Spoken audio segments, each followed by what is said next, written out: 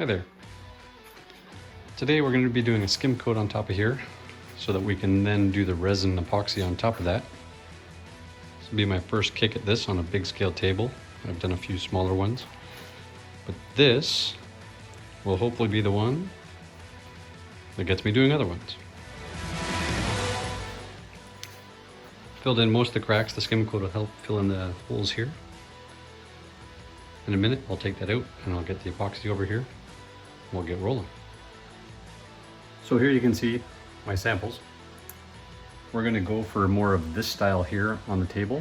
Of course, with the skim coat, we're just going to put a little bit of gray and black in there so that this will show up really nice when we do it on there.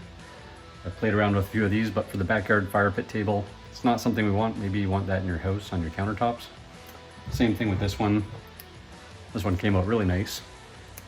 But again, it's not something I sort of want out in the backyard right now, so I'll play around with that and see how it all turns out. Let's get back to mixing.